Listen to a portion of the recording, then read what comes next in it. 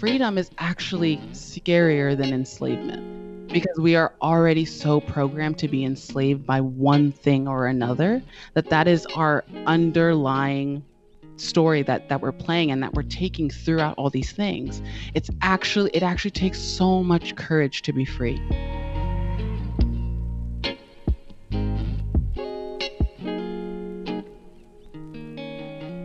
You're listening to the Feed Your Wild podcast, a conscious lifestyle show about all things nourishing for your body, mind, and soul.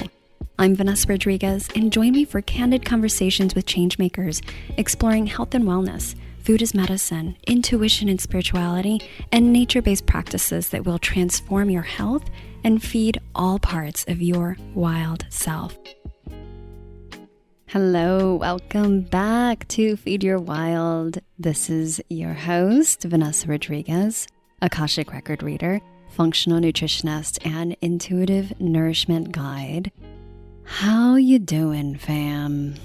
It has been quite a week. I am pre-recording this, so as you are listening to this, it is the election week and it is not over yet. So perhaps by the time you hear this, we know who the president is. And at this point, at the time of this recording, we do not.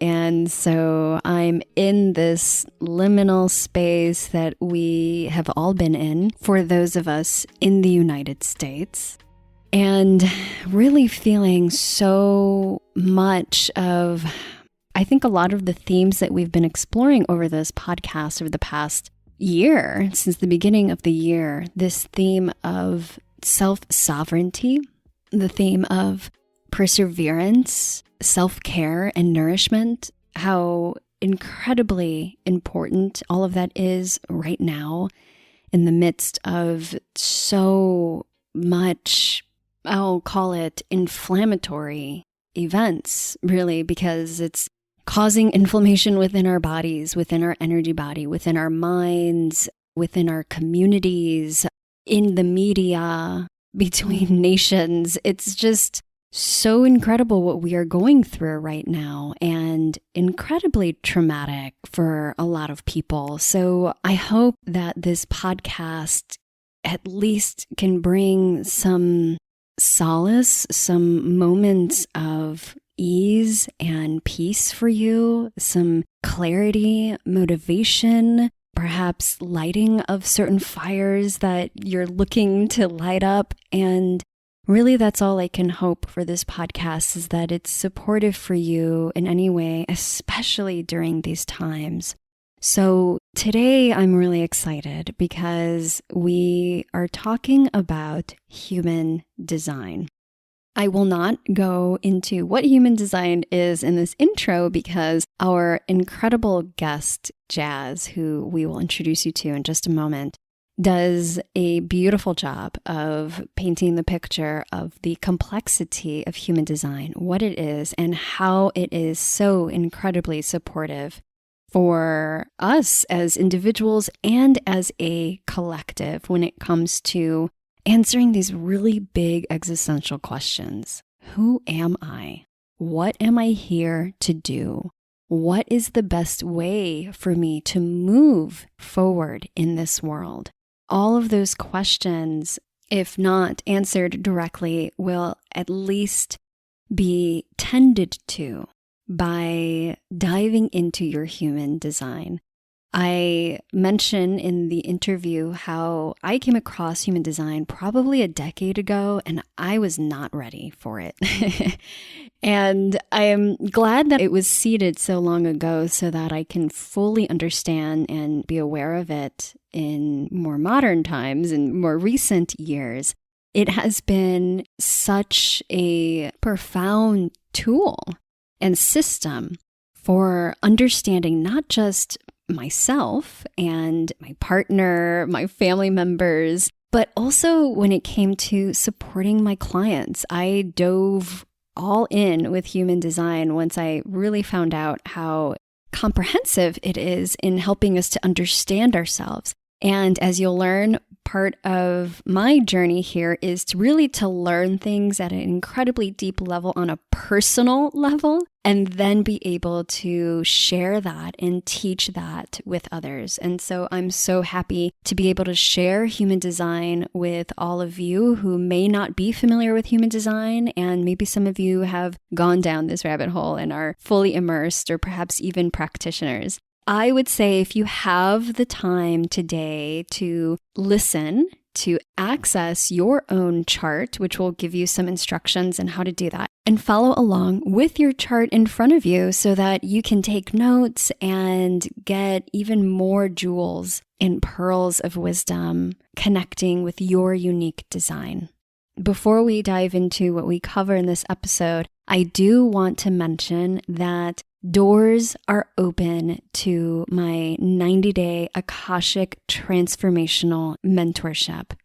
Spots are closing out because this is such a high-touch mentorship program. I only open up doors quarterly throughout the year and very limited spots, and they're filling up. So if you are interested, you heard about it in last week's episode.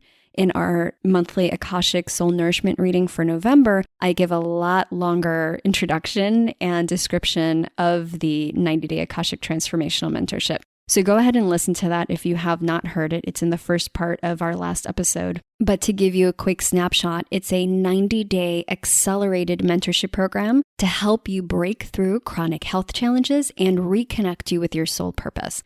This is a private one-on-one program that incorporates Akashic records. So yes, I will train you on accessing your Akashic records, connecting intuitively with your guides, and expanding your intuitive capacities and abilities.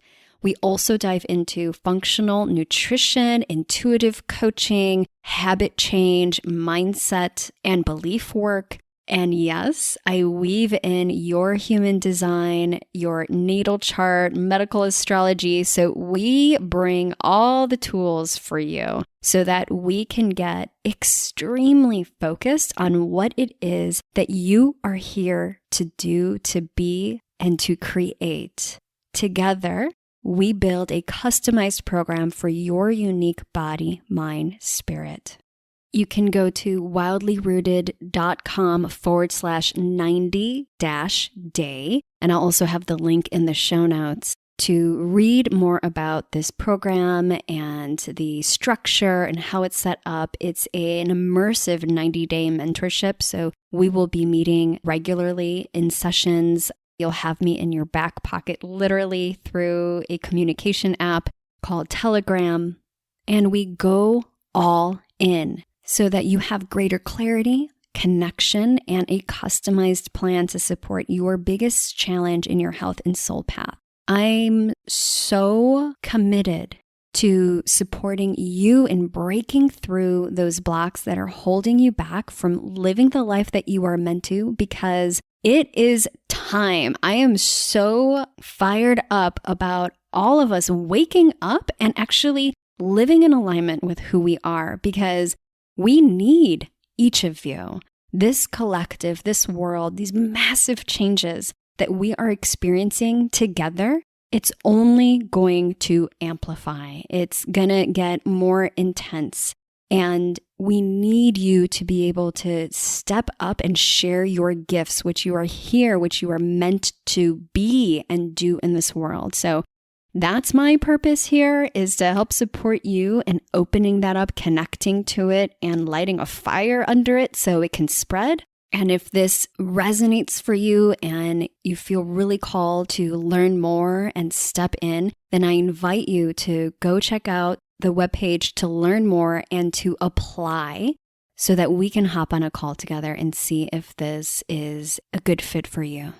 The last thing I want to share is just a note that I received from a client who went through the 90-day program with incredible shifts and results. Kelly said, I initially signed up for the 90-day Akashic Transformational Mentorship to learn more about tapping into my intuition.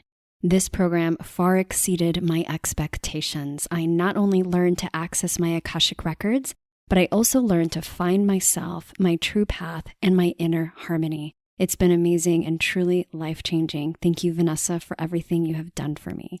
And I'll tell you what, that was Kelly, and she is a freaking rock star, and she showed up for herself in such a radical and committed way. And that's really what it takes if you want to bring true transformation to your life. You are ready, you are amped up, you know that there's going to be some shadows and some blocks and some heaviness you got to move through, but you are ready and you're here for it. So that's who this program is created for. And if that feels like it is you right now, then I really invite you to connect in with me. And no strings attached, we'll have a conversation to see if this is a good fit. I can't wait to connect with you and meet you on the other side. All right, so coming back to this episode with Jas, we dive into what is human design, how Jas was called to human design, and how her existential questions about her purpose had led her down this path of trying all these different modalities and eventually guiding her into this beautiful system, which she has now incorporated into her own work and her purpose here in supporting others. Jas does a full breakdown of each type, strategy, authority, and profile. And if you don't know what those are, you will soon learn. And Jas says that focusing on these 4 things will be the catalyst for the deepest transformation in your life. Jas has advice for how to begin living your design and breaking through the conditionings that have been on autopilot for your entire life. We also talk about how human design and fully living your uniqueness leads to your self-sovereignty and why it's critical that we tap into this sovereignty right now.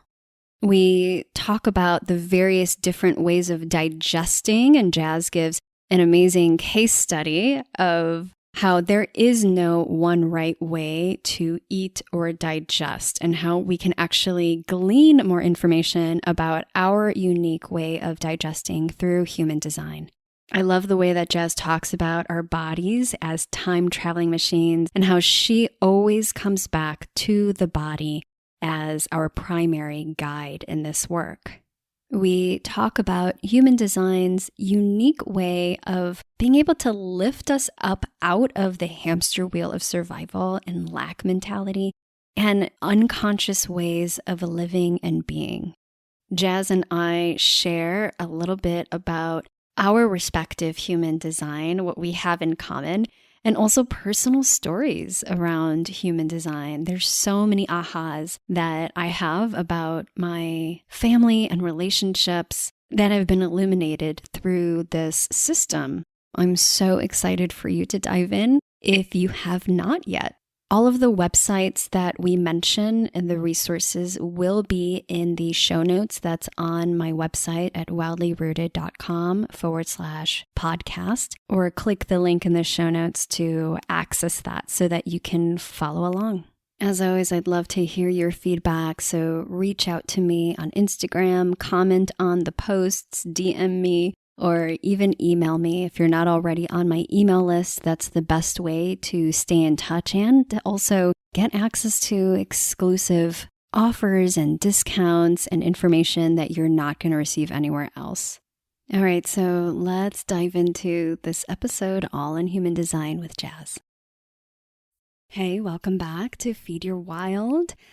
I'm so beyond excited today because we finally have someone who is talking about human design, and I'm thrilled with who we have today. Our guest, Jas, is a human design guide and empowerment coach here to awaken and align you to your soul's purpose, self-sovereignty, and material abundance. She works with leaders, seekers, and CEOs who are ready to activate even deeper into their soul purpose.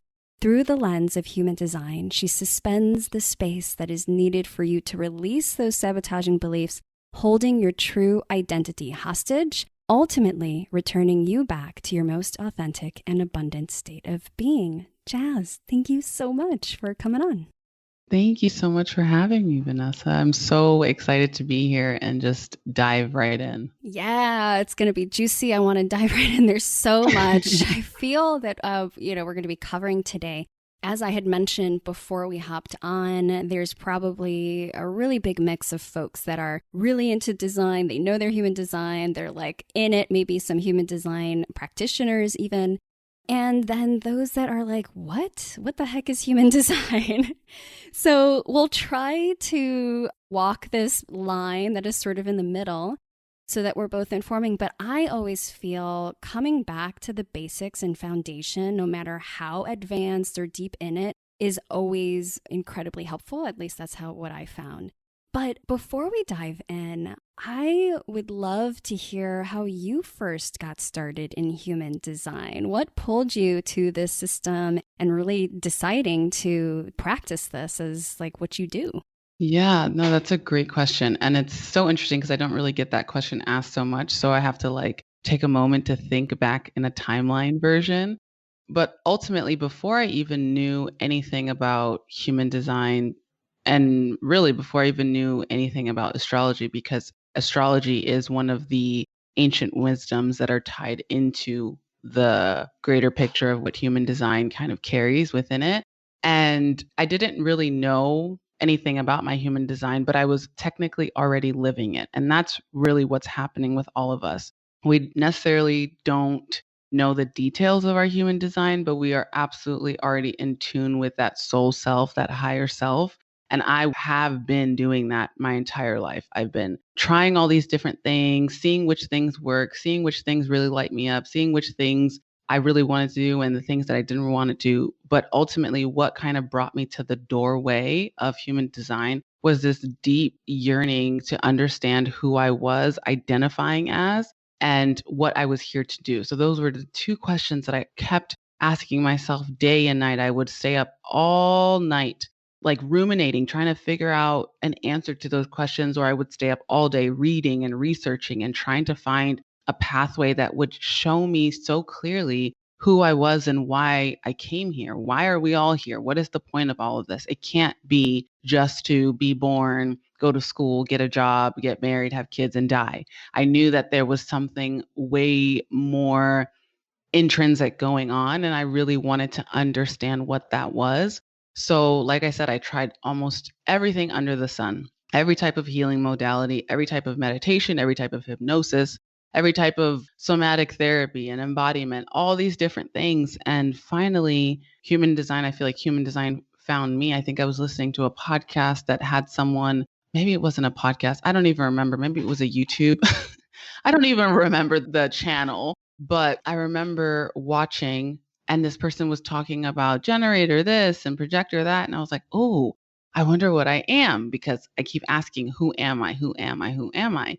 And when we ask and are seeking enough, the answer usually comes to us in a way that we're not even aware of. And so I was like, oh, I'm definitely a projector because everything that she was saying at that time in the video that I was watching, I was like, oh, that definitely sounds like me. But then I put all my natal information in. It turns out I was a generator. And I was like, I don't agree with this. I'm not a generator. I'm not any of these things. And so I was like, you know what? Let me do a deeper dive. So I bought all the books, did all the things. And the more that I researched it and the more that I meditated with myself, I was like, this is me. This is me. But I was carrying around so much outside conditioning that I couldn't see that this was me.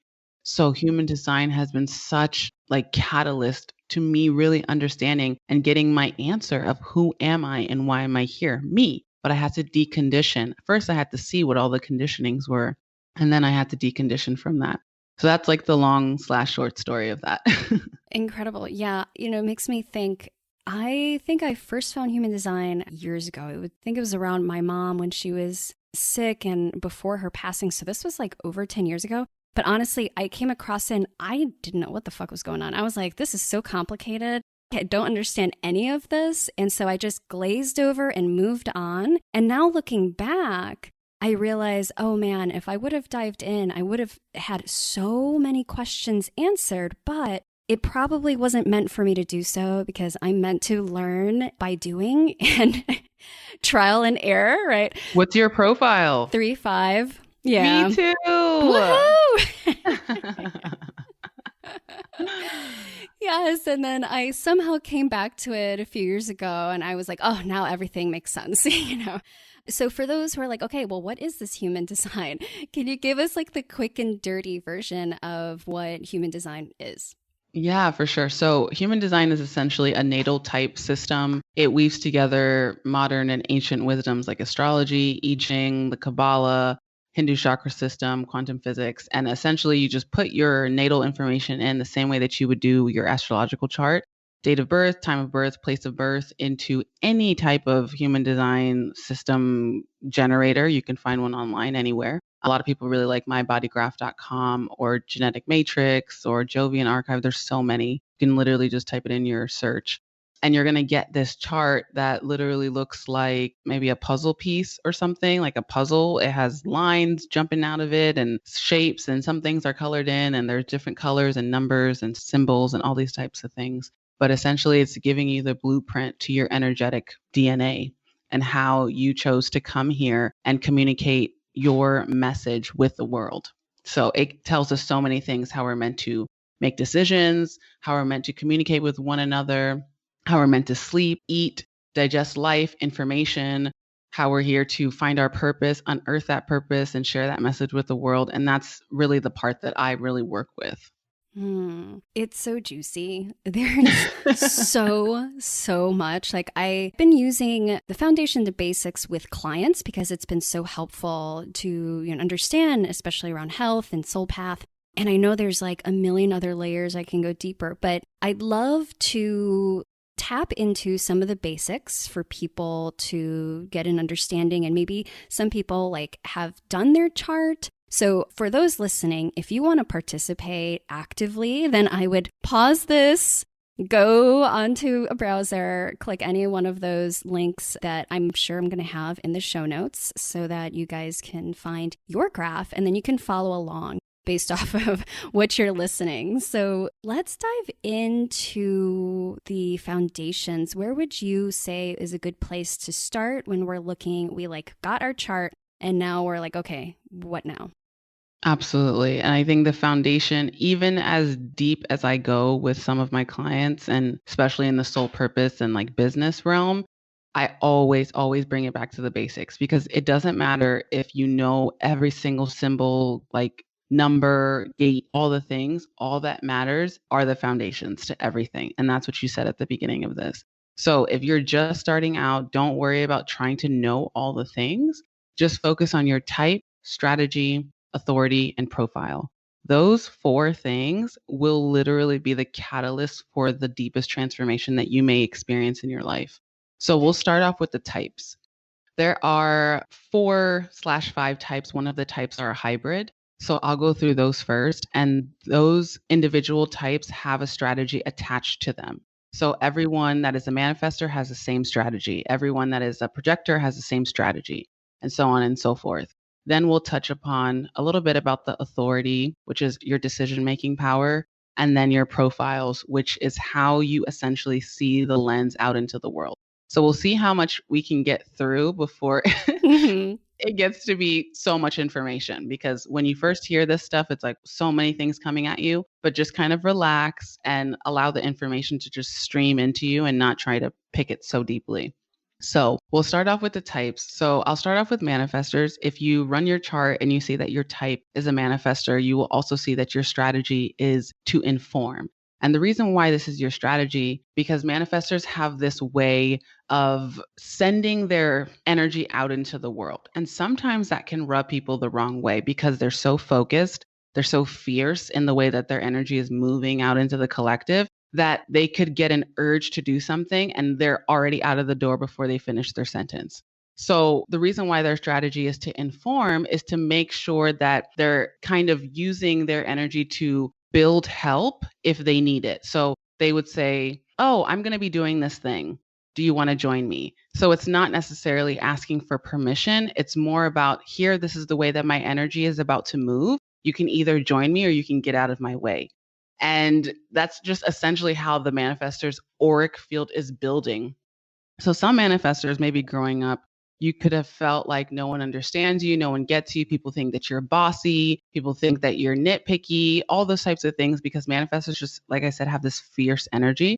And once they see something, once they see a goal ahead, they really just want to get to that goal by any means necessary. But they also have to remember that because they don't have what's called like a sacral, which is the thing that gives you so much energy to do all the things, they really are here to be the leaders of a team. They still need help. They still need a team. And so to ensure that like the safety that your team members feel, you're really going to want to inform them about the decisions that you've already made within you. And again, not asking for permission, just simply saying, this is the way that my energy is moving. So those are manifestors. Then we're going to move to projectors. And projectors have a very penetrating aura. So they essentially are seeing things that no one else can see. These are our teachers, our guides. These are the people that maybe are our healers. And basically what's happening with their energetic makeup is that because it's so penetrating, their strategy is to wait for an invitation or a recognition. And what this is doing is it's saving them from having to be rejected. I always think of projectors as having this very scorpionic vibe where some people can't handle it because it's so intense and they're not really here to do all the things. Like their energy is not set up in a way for them to do all the things. These are, like I said, people that are guides, right? So they can see how the systems are at play and they're like, okay, that's not working. But if you invite me into this space, I can show you how to perfect it. So a lot of projectors oftentimes feel bitterness as to why their thing isn't working and other people's are working, or maybe they're feeling stuck. And it's because they haven't received that energetic invitation. And when I say invitation, it just simply means that someone is saying, wow, you're so good at that thing, or I love the way that you do that thing, or can you show me that thing, or can you share more about X, Y, and Z? And that in itself is an invitation, because that's how you know that when you as a projector come into the space to share your views, it will be highly received. So your strategy is to wait for the invitation. If you're not waiting for the invitation, you're going to feel a sense of bitterness. If you are waiting for the invitation, you're going to feel a deep sense of success. And for manifestors, if you are informing correctly, you're going to feel such a deep peace. If you are not informing correctly, you will feel anger. Can I just like really quickly, because the thing with projectors, I found out this year that both of my parents were projectors, and which blew my mind, because if I were to guess, I would have said they were generators. And I think this really spoke, it continues to, especially for my dad, who continues to operate as if he's a generator and like burns himself out, that it speaks to the deep conditioning, especially them as like they're first generation, immigrants, and like, I gotta work really hard. My dad working two jobs. I really felt like that kind of conditioning is what set my mom up for creating disease in her body. And like so now that I'm hearing this and having a deeper understanding of projector, also, by the way, my dad has a t-shirt he got made that says, let me drop everything and solve your problem, like work on your problem. And he's not into human design. He doesn't know any of that shit. But he knows it in his soul, though. He does, yes. So anyway, I just wanted to speak to that for anybody who's listening in, who's maybe like, oh, like it says I'm a projector, but I've been doing all these things. And, Jas, you spoke to how that was really surprising for you too. But anyway, yeah, so. Yeah, no, I love that you brought that up right before I'm about to share about generators and manifesting generators, because this is going to give us the reason as to why the majority of the world is conditioned to work so hard. And this is because 70% of the people on this planet are either generators or manifesting generators. So these are the people that are literally ruling society in the sense of creating the schedule of work, right? So projectors are only 20%. And then manifestors are 9% and reflectors are 1%. So there is about 30% of people who are being conditioned by the buzzing bees that are generators and manifesting generators to work, create, constantly be on a schedule. And that is totally incorrect for those non-sacral beings. So generators and manifesting generators are what they're called sacral beings. And this is because if you have your chart up, you're going to see that you have that red square closer to the bottom, defined or colored in red. And you are a busy bee, essentially. You have so much deep energy to create and create and create and create and create. And this is totally correct for you. Any person would be so lucky to have a generator or a manifesting generator on their team, because these are the people that really have the capacity and the ability to get things done over time, right? So projectors have this capacity to get things done in short bursts, but then they need a lot of rest to rejuvenate themselves. Same with manifestors and same with reflectors. But generators are here to actually work until they are exhausted, like a really good exhaustion. And the caveat here to working until exhaustion is that the work that you're doing as a generator and a manifesting generator has to be so damn satisfying. If you are working from a should, could, would mentality, you're going to feel that deep sense of the not self theme, which is frustration. And for manifesting generators, anger and frustration, because they're the hybrid between manifestors and generators. So it is so eternally important that if you are a sacral being, you have to be doing the thing that lights you up. Like you have to be so giddy going to sleep that the only reason why you're going to sleep is so that you can wake up the next morning refreshed to keep doing the same thing that you were doing yesterday. If you do not feel like that, you have to reevaluate. You have to. And we can't step in with the, oh, but I need money for my job, or, oh, yes, those are very real needs. But I assure you that there is a pathway that is so clear and concise that you can step onto that will activate that sacral. Because what happens is that all types can, like you said, if they're living out of alignment, have disease in the body. And this is what happens. Same with generators and manifesting generators. If they're doing things and they're using their beautiful life force energy for things that are not in alignment with who they are, they will feel this feeling of frustration, and they're really meant to feel a deep sense of satisfaction. So in order to double check to make sure that your energy is being used, your strategy is waiting to respond. And it's slightly different than projectors, where projectors are kind of needing their energy to be invited into the collective. You simply are just waiting to feel that gut response in your body.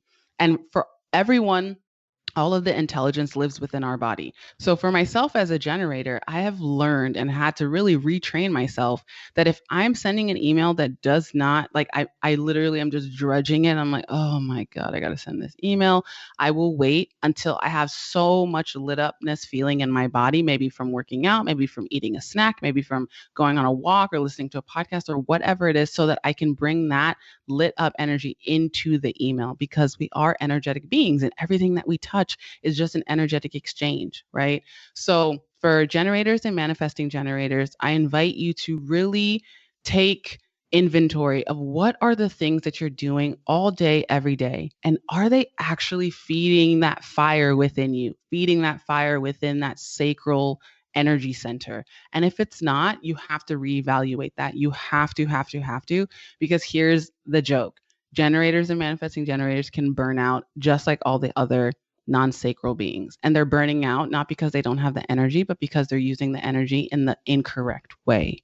So that's really the reason why, the world technically is like conditioned to work so hard, is because we're kind of mirroring generators and manifesting generators, but we're not mirroring the aligned generators and manifesting generators. And that's what I'm hoping that with spreading this message, that, more of these sacral beings and non-sacral beings will become in alignment with how to use their energy. So those are the 4 types. So the 5th and final one is reflectors. And reflectors are only 1% of the population, super rare unicorn vibes. And they have no definition in their centers, in their chart. And they're really here to be our mirrors. They're really here to be like the divine mirrors of the collective. They're the ones that are saying like, wow, okay, what we've been doing is no longer working, and this is the way that we need to pivot. So for reflectors, you're here to really just sample a bunch of different energies. You go into different groups and you're really picking up on the health and the success of the groups or the people that you're around. And that's why it's so incredibly important to curate who you're around, because you pick up on their energy so deeply and it very much imprints your identity. So your strategy is to wait a full lunar cycle, and this is really to give you time, because you are moving in and out of so many different energetic rooms, so to speak, that you're not going to really want to make a decision or move forward on something until you have that lunar cycle. And I have a friend that's a reflector, and I asked her, I was like, does this actually resonate with you to wait 28 days? She said, absolutely, because I'm feeling so many things throughout the month. And then all of a sudden at the end of the month, I'll just get this ping that's like, oh yeah, that's the thing I need to do, because I've sampled how this is going to work out, how that's not going to work out, how that person's feeling, how I'm feeling, how that project feels. And they need the cycle of the moon to really activate those different angles of perspective. So those are all the 5 types. I think it's so beautiful to, especially with the reflector and the moon, like I just get so inspired listening to all of them that I kind of want to like incorporate a little bit of all of that in my own experience. Is that something that like, you know, people can do? I mean, obviously sticking and really like living with through your type strategy authority. But do you see that like components or elements, there's like some cross weaving there at all? Absolutely, absolutely, because all of what human design is just archetypes, and archetypes based off of us, right? So we all have all the zodiacs within us. We all have all the houses within us. We all have, because we're constantly being in connection with one another and also the planetary vibrations. So today, if you pull your chart up on genetic matrix, and there's something that is called transits, which is a little bit deeper into human design, but you can actually track the stars and your chart at the same time, and it will show you, maybe today you feel like a manifesting generator, even though your birth chart says that you are a projector. So it's so different from day to day. And we can absolutely tap into, just like the same way that we tap into the full moon and the new moon, is the same way that we can tap into all these other energies through the transits. So for today, it's telling me that I am still a generator, but I have so many more centers in my chart activated than I would normally in my birth chart. And so this is giving me maybe a different flavor, so to speak. So right now I have a very defined throat. So the way that I'm speaking is very consistent. It's very accurate. It's very me, right? But normally when I'm just not in the transit flow of what's going on with the planets, I have a completely open throat. So this is me staying a little bit more quiet until I get the urge to say something. So yes, we can absolutely tap into so many different variations of all these things. I mean, the well is endless. Yeah, thanks for breaking that down. That's the first time I heard that. So really insightful. Well, so is it profiles that's next? Or are we talking about authorities within that? Yes, we'll do authorities first, because authorities is really important, because this is the way that we are meant to make these like medium to large decisions or small decisions, however you choose. It's human design is just giving you the information, and then you have to use your intuition as a guideline for what feels good and what does not. So I always say, take what resonates and leave the rest. Maybe at a later time it will resonate, maybe not. So like I said, authority is really us taking back our sovereignty. This is really us choosing what is correct for us, not what is right and not what is wrong, but what is correct. And that's why the languaging, when we talk about authority, has to be so important and clear, because I always remind people that what you're doing is not right or wrong. It is simply correct for your energetic type makeup. So we'll go through all of them, and I'll just do like a little blurb because there's 7. So I'll start off first with the sacral authority. And sacral authority is only going to be for my generators and manifesting generators. And if you have this as your sacral authority, You are really here to feel into that gut response. So a lot of times people say, oh, follow your gut, follow your gut. But this is actually only correct for generators and manifesting generators. And I always find it so funny when I go to those like inspirational quote pages on Instagram and it says like, follow your gut. And I'm thinking to myself, wow, what about my projectors, reflectors, and manifestors? Yeah. They don't have this gut response. Their authority is something totally different. So yes, for you generators and manifesting generators, you all are really here to follow that gut response. And that gut response is really living within the body. So do not make a decision until you feel that, yes, and that's what you're going to hear from a lot of generators and manifesting generators. Whenever they're in agreement or disagreement, they'll have this noise that comes out of them because it's their body literally making a response like, no, so I would really ask for you guys to honor that because you're not just making those oohs and ahs and yeses and squeals for no reason. This is your body speaking to you. Your body is literally saying, oh, yes, let's do that thing. Or, that doesn't feel good. And you don't need to know why because the decisions do not come from our mind. They come from the intelligence of our body. They come from the unconscious knowledge that lives within our body.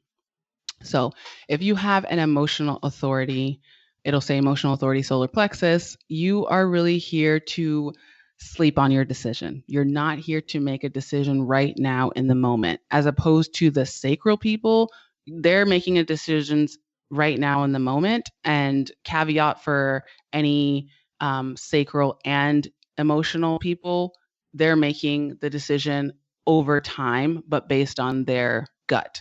But if you are just straight up emotional, you are not here to make the decisions right now. You need to sleep on it. This is maybe 24 hours, maybe 4 weeks. Like it's totally up to you and depending on the decision that you're trying to make. Like maybe it's moving in with someone or having a new job or starting a business or whatever this thing is, you really need to give yourself free range to feel all the emotions that come with this decision making process. Because a lot of the times, emotional solar plexus authority people, they make a decision too fast and they end up regretting it. And so, what we want to do is to avoid that regret because whenever we're in that regret, we're no longer in our sovereignty and in our freedom. So the next authority is the splenic. And if you have this as your authority, you are here to really just know what the decision is in the now moment. And your now moment can change. So my splenic people, I know, it might feel like, oh, I know right now. And then maybe 48 hours later, you're just like, oh, but my spleen is saying something different right now. Okay, well, you're following what is in the moment right now. And this is because the spleen is one of the oldest awareness centers that we have within the chakra system in your chart, and it's basically giving you survival information. It's basically telling you that like if you make decision right now, you will survive. If you make this decision right now, you will not survive. So that's why the spleen can sometimes say yes right now, but maybe in 3 weeks when you actually get to that thing, it's like, oh, this is feeling very fishy. There's something going on that doesn't feel right. Get out now. And so you have to really honor, like I said, the language that your body is speaking to you because it's so divine and so clear. If you have an ego authority, this is all about making decisions that really benefit you. This is an all about me decision maker. This is my heart in this? What do I get from this? Is it really matching my desires? If you making this decision is not matching your desires, then you do not need to be making this decision just because it will help someone else, just because it will benefit the collective, X, Y, and Z. You're really here to be self-full, really all about the self. And because you have this ego authority, this means that you really have to do the work that it takes to be in alignment with a healthy ego so that when you are making decisions, it's not from a temper tantrum. It really is from a fully worthy standpoint and place. If you have self-projected or G authority, this is you. This is the person that's all about expressing their decision and making a decision that's bringing them in closer alignment with their true identity. So this can look like you having a sounding board, or maybe voice noting, or maybe speaking to someone about the things that you're about to do, but you really are wanting to speak so that you can hear the decision as it comes out of you.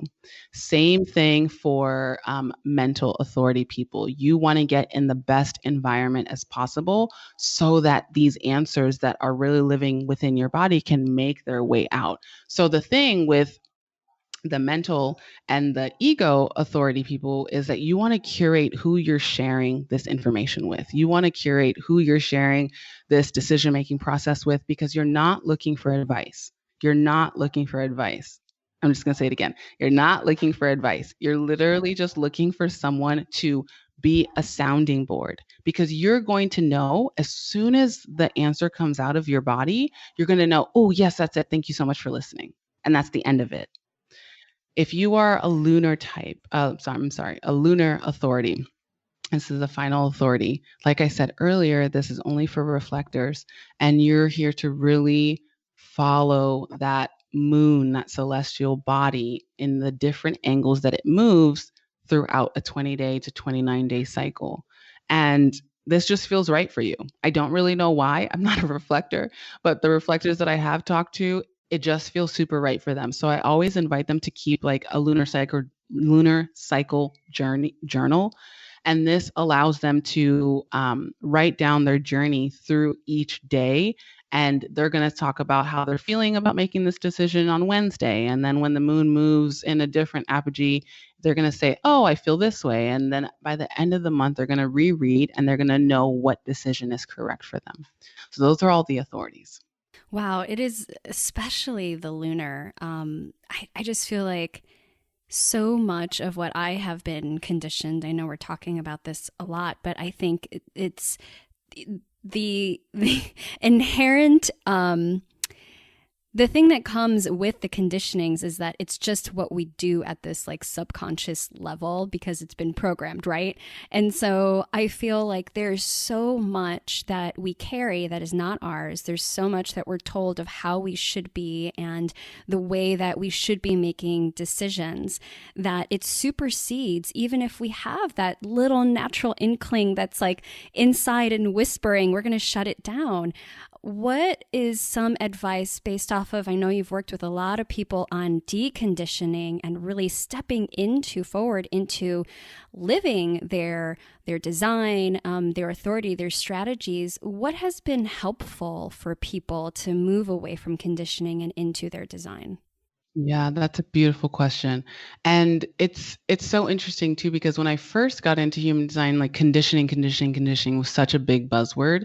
And then I stumbled upon a talk that Ra, the man that channeled human design, he said, conditioning is not bad. Conditioning is life. It's just by us breathing that we're being conditioned. You and I are conditioning one another right now, but we get to choose the type of conditioning that we want.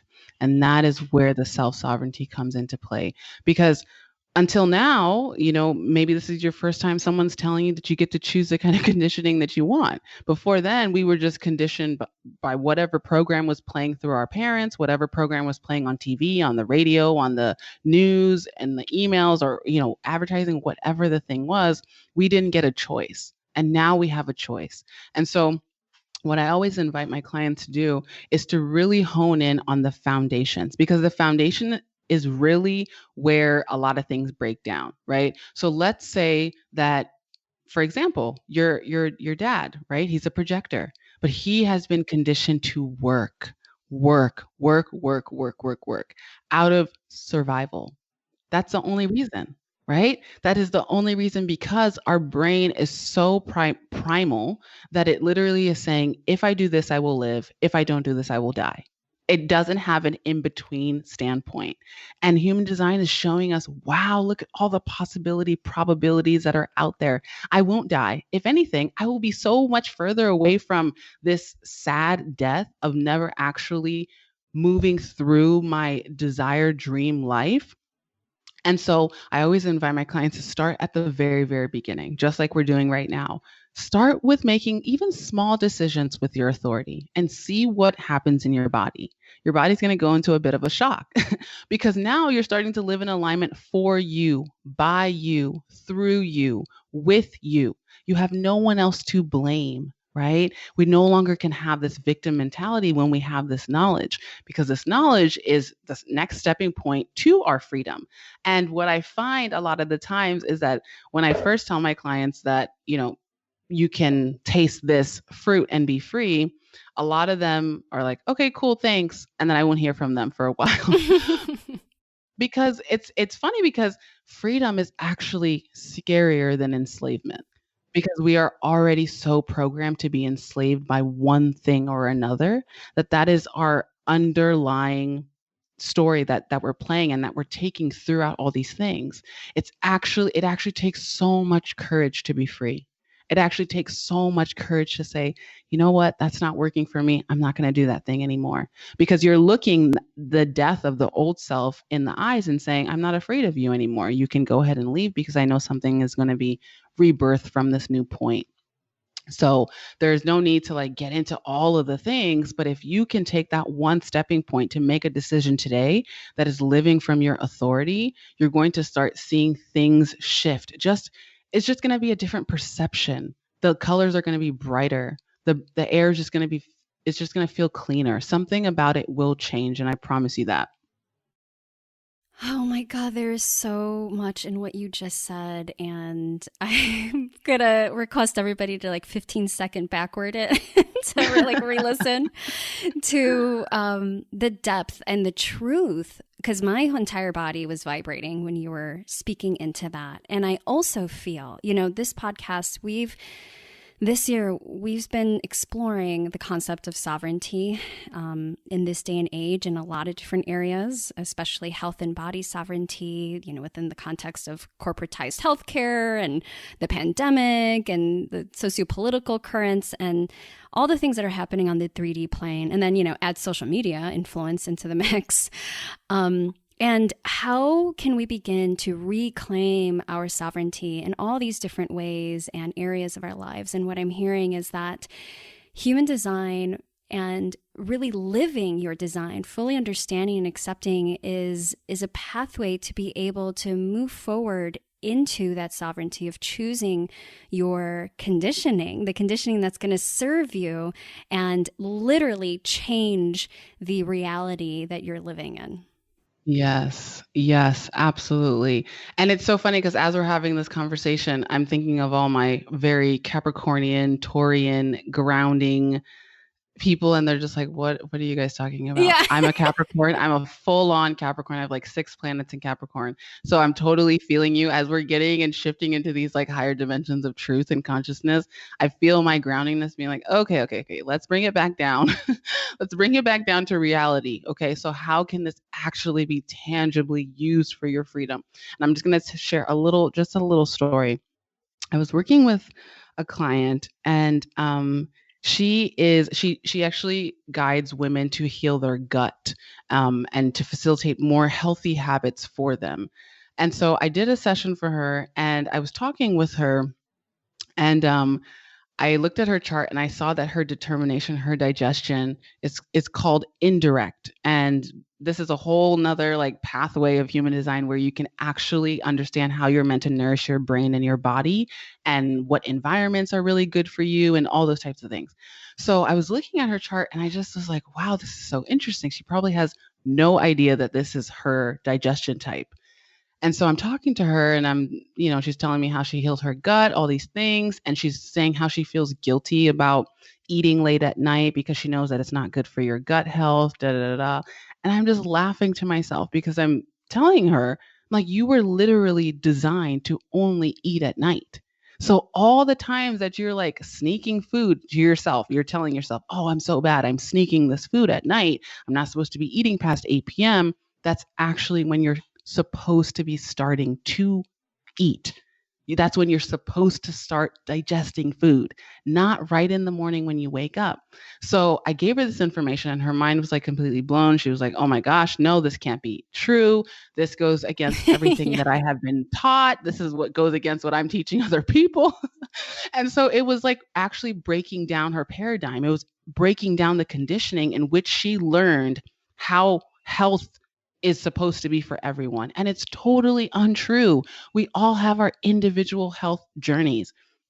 So she followed this for a while and she was just like, Jas, honestly, I can't believe that this stuff actually works. I call her a moon muncher. I call all indirect people moon munchers I love because that. they're really meant to eat underneath the light of the moon. And it's one of the most futuristic types of eaters or futuristic types of digestions. And to have this is really to be a catalyst for changing up and shaking up the paradigm of what we believe so staunchly about how we nourish our bodies. So if we had more indirect eating people come out and be like, yeah, this is not the truth for all of us, right? There are some people that are meant to digest at night. And I've had more than one indirect client say this to me, about how they feel bad about nourishing their bodies and da da da, but they always wake up in the middle of the night so hungry. And I'm like, feed yourself, listen to your body. Your body knows how to heal itself. Your body knows how to feed itself. Your body knows how to intake and give out information. And that's really the basis of how I use human design is to free yourself, to just free yourself from all of the nonsense that we've picked up and to just ask deeper questions because not everything that is correct for another person is correct for you. I love this example. And so I've been a nutritionist for 10 years and I cannot believe any other person who's been working in this kind of field can say that there is one diet or one way that works for everyone. I have worked with so many people and see contradicting information constantly, and how the one person thrives and, eating at night or eating a high carb diet, it's like now keto is really big and it's just so incredible. I was like, knock all of that nonsense. That's all information that's available to you, like as part of this buffet, but then you get to allow your body to guide you. So I just really appreciate you sharing that story. It's so powerful. So good. I love I love the way that you just said it's a buffet. It's a buffet of information. And that's all that it is. Even this right now, this is just a buffet of what's out there. Maybe you're more of an Enneagram person. Maybe you're more of a astrological, like whatever the thing is, don't feel like you have to be tied to one and to give yourself permission to evolve.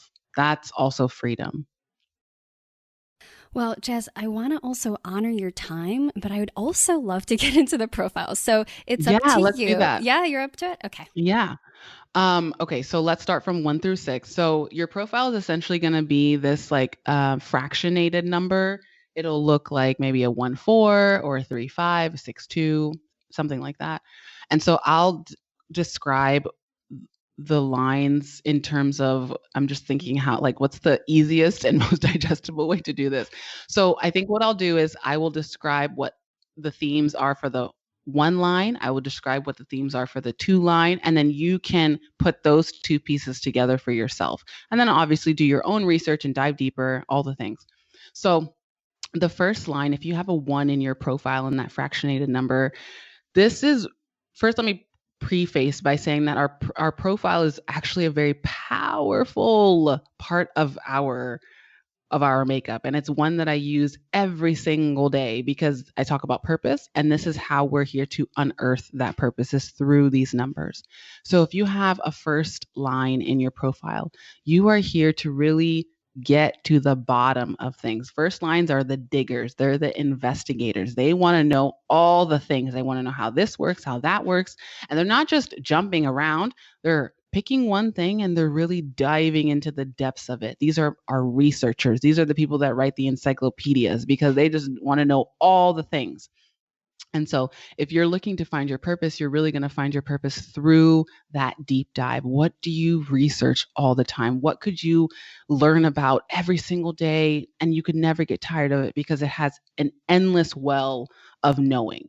So, that's the first line. The second line, are what called a hermit in human design, but I really think of these people as magicians because left to their own devices, they have a way of bringing out their own innate gifts and wisdoms in a way that no one else could have seen. It's just a very natural role to them. And because it's so natural, they oftentimes don't see it and they need the rest of us, the collective, to call them out and be like, "Whoa, you're so good at that thing. How do you do that thing? Like, how did you know to do that?" And so if you have a second line in your profile, you're really going to unearth your purpose in this very natural way. It's probably something that you already do that you can't see for yourself. So, what are people always asking you? What are they always asking you to talk about, to share with? What do they call out in you? What do they affirm and recognize in you? That's really going to be the pathway to how you unearth your purpose. If you have a third line in your profile, in traditional human design, this is called the martyr, but I like to think of these people as alchemists. They really understand and know how to mutate and transform energy into something else. And without the third line, our collective consciousness would not be growing at the speed that it currently is because third lines are constantly experimenting with the world around them. They're trialing and erring, they are breaking bonds and making bonds, and this is all to really understand how things work. And because they're doing the legwork of how things work, the fourth, fifth, and sixth lines have a better understanding of how to spread a deeper message. So if you have a third line in your profile, you're really going to unearth your purpose through trial and error, through experimentation, through transmutation, through mutation, all those types of experimental vibes. If you have a fourth line in your profile, you are here to really be the connector. In traditional human design, it's called the opportunist, but I call these people the infinite friend. They are the connectors to really everyone. They're the ones that are like, "Oh, let me put you in touch with this person. Oh, I know that person." And their network is really their net worth, their foundation. This is really where they feel safe to be them. And so if you have a fourth line in your profile, you're going to unearth your purpose through your network, right? So, what are some opportunities and jobs and roles that you're getting through your friends, families, friends of family, family of friends, all those types of things? If you have a fifth line in your profile, this in traditional human design is called the heretic, but I like to call these people the great guide. And they are the great guide because they have come to a truth that they are so passionate about, and it is their purpose to universalize this truth. So this is literally spreading the message. I always think of like John the Baptist in this archetype of like screaming from the heavens, like, "I have found this truth. Everyone needs to hear this thing. And whoever is ready to hear it, I will be there to teach it. I will be there to guide. I will be there to honor the journey." All those types of like teaching, mentoring vibes come from the fifth line. So if you have a fifth line in your profile, I would ask you, what are you so passionate about teaching? What is a truth that you have come to that you are ready to universalize? Because it takes energy to universalize a truth. This means that you're spreading it out into the collective constantly over and over and over again. So it can't be something that is just feels like drudgery or mundane to you. If you have a sixth line in your profile, the sixth line is kind of interesting because for the first 30 years of its life, it very much acts like a third line. So trialing and erroring, bumping into things. This doesn't work. That doesn't work. Oh, what works? And then you come into the second stage of the sixth line around 40. Around 30 to 40. And this is all about the integration. So now you are trying to understand what things worked and what things didn't work. And through this integration process, you move into the final phase of the sixth line. And this is all about becoming a role model to the collective. This is all about being the person that answers the questions and knows the answers. And you know these answers because you have gone through a very deep process of experimenting, integrating, and now you are sharing. So that essentially is all of the lines. First, I think that there's so much there with like even putting these combinations together and how that expresses in each person. And I like also for my own purpose, because I want to know a little bit more about my own profile, but also to use it as an example for others. So I'm a 3-5, so 3 on the top line and then 5 on the bottom. How does one look at these various profiles, these numbers, and then like combine them? What does the top versus the bottom mean? I love that. Thank you for asking that. So the first line that you're going to see is in your conscious. It's in your conscious mind, your conscious personality. It's what you have seen as a treading thread throughout your whole life. Like you know for sure that you're a third line. You know for sure that you have trialed all the things. You know for sure that some things did not work and that made you feel a sense of failure or a sense of shame or a sense of guilt. You know that for sure. That is in your conscious.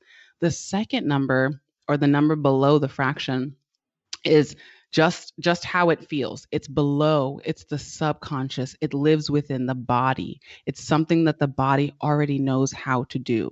So for the fifth line, your body already knows how to teach. Your body already knows how to be a mentor, how to be a guide to other people. And so when you take the two together, you are essentially universalizing a truth, teaching a truth that you came to through that trial and error process. Mm-hmm. 1,000% true. Yeah. Yeah. What is yours? Are you also 3/5? Yeah, I'm also 3/5. Oh, yeah. Wow.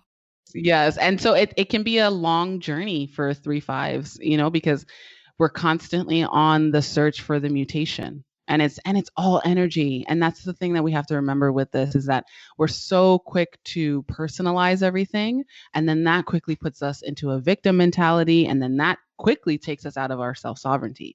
But if we can understand that this is all energy that's just moving through me, I can't stop myself when I need to experiment with something. I can't stop myself from putting together a course or something and it not working out. Like I cannot stop myself. It's not anything about my identity, about who I am, because I'm identifying so closely with the God within me that it doesn't say anything about my quote unquote failed launches or my quote unquote failed businesses. These are me just gathering experiences so that I can teach other people how not to do those things, or a variation of what to do that will make them or lead them towards success. Yeah, I really appreciate that. And I feel that 100% true in my own experience. And also that, like, looking back, I don't think I've ever made the same quote mistake twice. It's like I learn and then I learn for life and I move on. And I'm so grateful for that. And, not stepping into exactly, and not falling into those patterns. So one thing I just wanted to reflect back to people, because I think, anchoring these into stories, and I appreciate you sharing stories, and if any other case studies come up for you too. But in my own experience, I feel like, just like you, I had always felt that there was something I was supposed to do. Like, you just have that feeling, that sense. And I didn't know what the heck it was. Like, I had people would ask me, what do you want to do when you grow up? That was like, I hated that question, because it was like, I had no freaking clue. And I was like, you know what? I think I'm going to do something that I don't even know exists yet. That would be my answer. Exactly. That I'm sure for you too, that turned out to be true. And so I hear a lot when people come for consultations and Akashic record readings, and so many people right now awakening to, like, what is their path? Yeah. One of the things that I have found is that, like, and I'm sure you have too, we all have a connection to it, because it's literally living in our body and in our soul field. And so it's more, what I have found, it's more a matter of following, as you were saying, our design, our natural inclinations that are helping us to move forward in that direction, even if our mind has no freaking clue where we're going. And in terms of human design, how do you see that unfolding for a person? Do you have like a story of, someone who's like, what the heck is my soul purpose? And then kind of getting into their design and what that can look like? Oh my goodness. I mean, I have so many stories. I mean, so many. But I think I'll use myself, because I'm so intimate with my chart and just my own personal journey. Same with you, when people would ask, I actually would say, oh, I want to be a doctor because that's what my parents wanted me to be. Right. Me too. So I would just say whatever the answer was that I was conditioned to say. But I always knew that I was going to be doing something that, like you said, has not been seen or heard or done before. And even if you have heard of human design and it is becoming very popular and more well known, which is amazing, the way that I use it, the way that I do my work with it has never been seen or heard before because I have never been seen or heard before. You have never been seen or heard before. We are new expressions of God. We are new expressions of the source. So, of course, it's going to be new.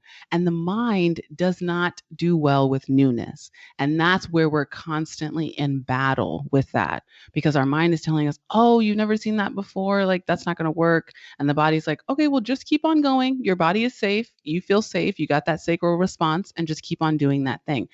I know, and it has happened to me time and time and time again. Whenever my mind starts freaking out about an idea that comes from my body and I start executing it in a way that has seen before, like maybe I saw somebody on Instagram or I saw somebody on YouTube. And so now what I do is I have so many people on mute and I've unfollowed so many people because in order to do the thing that your soul came here to do, you cannot be constantly taking in other people's information. It won't work. I have tried it.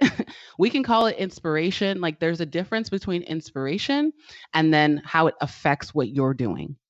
And the moment that it's no longer inspiring and it makes you feel like you're compromising, that's when you have to stop intaking the information. And you have to have that firm boundary because if you don't, you will never do the thing that you came here to do. You just won't because you're going to be living too much out of fear that, oh, it's going to be rejected. No one's going to like it. Or they really like that person's thing. So let me do it that way. The mind will just it will play every trick in the book. It will bring back memories and stories and try to flood your body with the fight or flight feeling to make you feel like the decision you're about to make is unsafe. And sometimes that decision is totally unsafe, but that's where you have to use your intuition to discern what is this thing actually going to kill me? So I'm actually in the process of enrolling in a program that I do all the time called Soulfully Selling, where I teach business owners and budding entrepreneurs how to sell using their human design because selling is so easy when we understand how to leverage the stories that are already living within our chart. We don't have to use all these slimy strategies, call to actions, grow your email list, do that. No, no. We don't have to do any of that. Just follow your human design. It will lead you that way. And one thing that I have been kind of ruminating on is that everyone is always kind of celebrating these monetary milestones, which is a beautiful thing to do, but in some ways can leave us very stressed if we're not hitting those things. We may feel that we're not successful. So normally I would open this up to as many people as register, but I woke up and I said to myself, I actually don't need the affirmation of the money. I truthfully just want to pour into only 14 people that feel called and ready to work with me in this capacity. And that doesn't make sense in the mind because the mind is like, okay, well, if we open it to all the people, you can make more money, you can have a bigger impact, you can do this, you can do that. And I had to quiet the mind and say, but my body is tired. My body only wants to serve 14 people. I don't know where that number came from, but it came from the body. And the body said, we're just ready to serve 14 people deeply. And that's the cutoff. So if 15 people register, they're going to have to wait for the next round. And of course, it doesn't make sense from the business standpoint because, in business, you want to make sales, you want to make money. Yes, you want to serve, but ultimately, you don't really have a business unless you're generating some sort of revenue to keep that business afloat. And so I just sat with that for a little bit and just thought, wow, this is truly what it means to be sovereign. You're sovereign from what the mind is telling you. You're sovereign from what the world is telling you. You're sovereign from whatever it is that you even learned before. Because like I said earlier, like we have to give ourselves that room to change. And from one night to the next, I was like all about, hitting these high figure numbers. And now I'm just like, no, not anymore. I don't really know why. And that's not really for me to get an answer. I really appreciate you sharing that because I feel that can be applied literally to any kind of like goal setting or even the idea of goal setting. Like maybe that's not for you, like going around and setting goals for yourself in a particular way. And my partner and I actually had this conversation yesterday about money. He's a 5-1. We're both manifesting generators.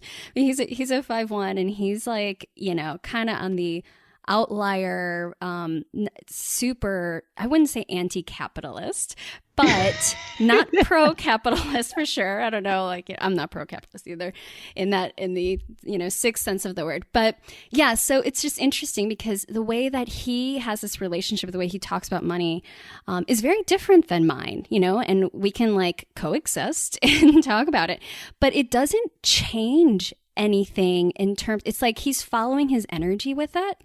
Mm-hmm. And what's coming through, even though anybody can come and look on the outside and say, what, are you crazy? Like, you're not going to make money, or what are you going to do? Like, you're going to be in poverty doing XYZ.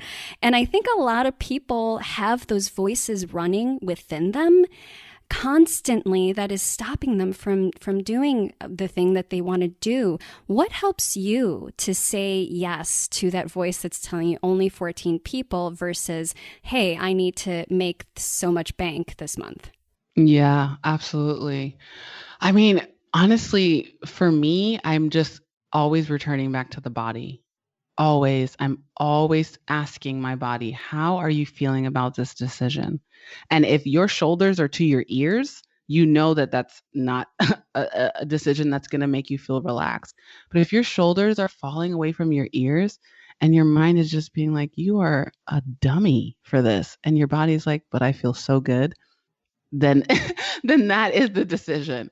And I don't think that we acknowledge the intelligence that lives within, I call our bodies these time traveling machines, because our body can literally move into a timeline where we have already made that decision, and it's bringing back us information to say, oh yeah, that decision totally served you, or oh no, that decision did not serve you. I mean, you can do it right now. Like, you can close your eyes and think about a decision that you want to make, right? And then tell your body to move into a timeline where you have made that decision, and start just paying attention to how your body feels.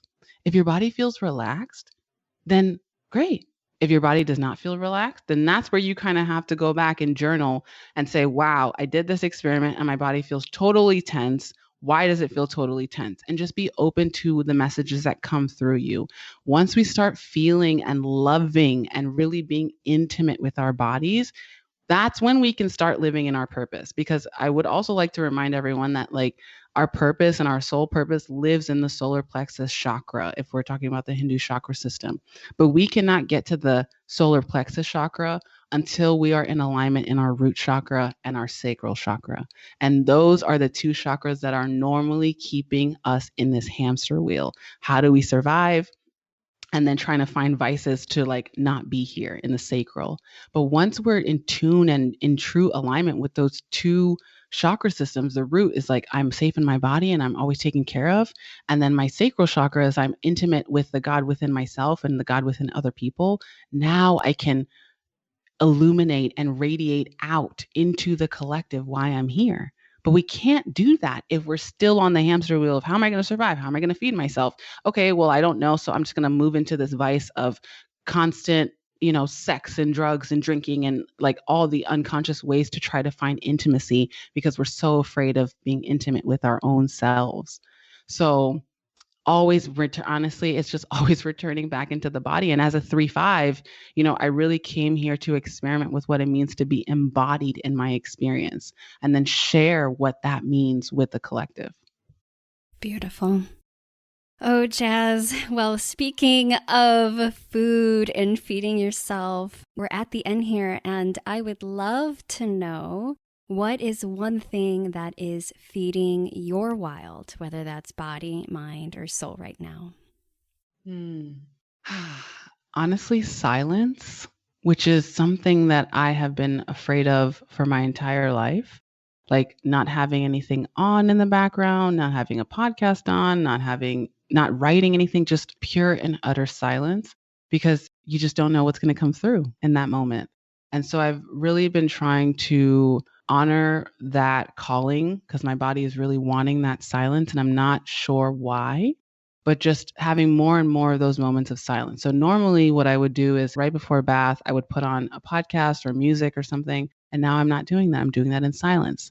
Usually when I'm making food, I'll do the same thing. So now it's in silence. And I'm not, like I said, I'm not sure why, but I know that my body is going through some sort of detox and mutation process, and it wants to be able to receive more messages. And it can't do that because there's so many messages that are being flooded to it constantly. So silence is really feeding me right now. I hear that. You're making it sound very delicious. It's not, it doesn't feel delicious just yet. No. But I'm sure it will be because the body is just like, oh my gosh, this feels good. But the mind's like, we need to consume something. We need to make this time useful. Yeah. Yeah. Well, thank you for sharing that. So beautiful. And I know people are going to be like, wait, what was that offering? That sounds amazing. And I want to get to know Jas more because there's so much more, you guys. So what is the best way for listeners to get in touch with you and your work?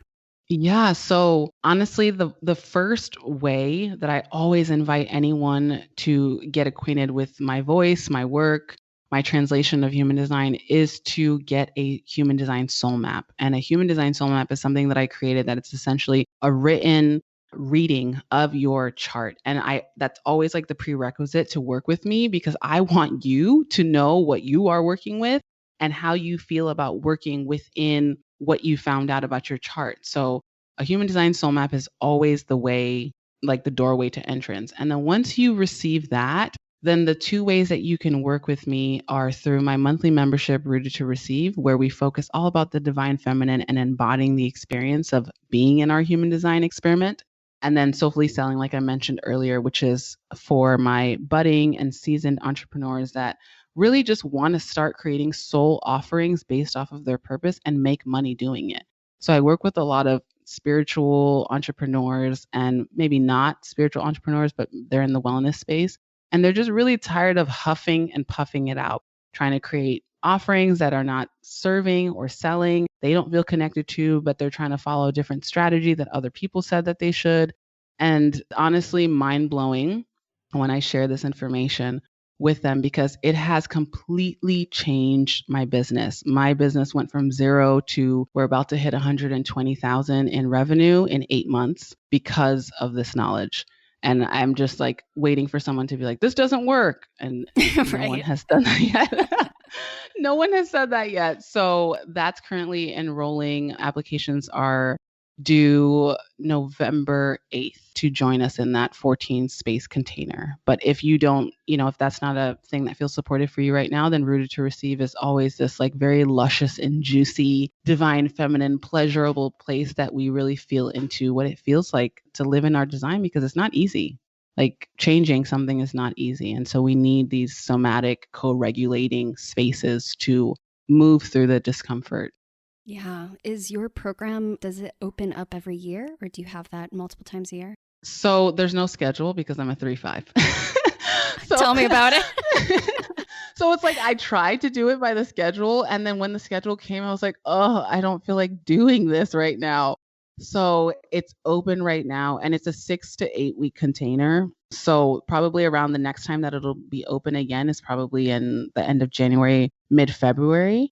So if you can't catch us this round, I hope that my sacral will still be lit up to keep sharing this information because it feels so good right now to keep sharing and having people because the look on the face of someone that has just been struggling and finally isn't is just sweet satisfaction for a third line. If you're a third line, you know what I mean, because you know what that struggle feeling feels like. And to have that be rebirthed into something that was worth fighting for, there's honestly nothing sweeter than that. Oh, yes.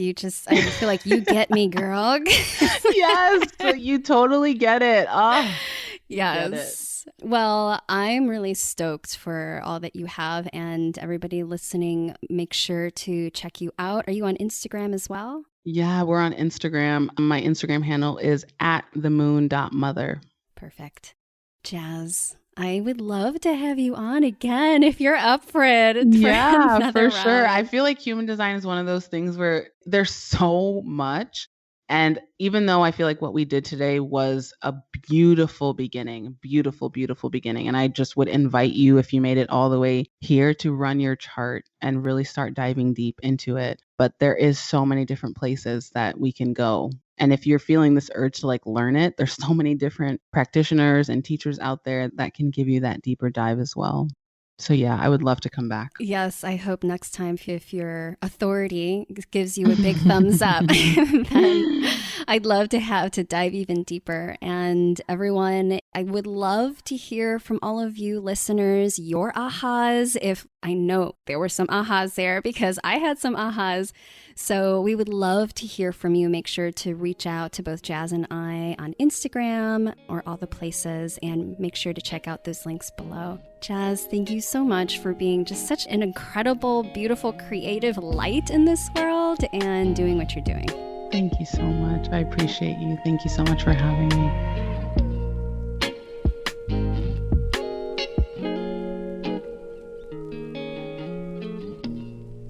Hey there, I made something for you. One of the biggest challenges that I hear from people is that they are feeling stuck when it comes to their health.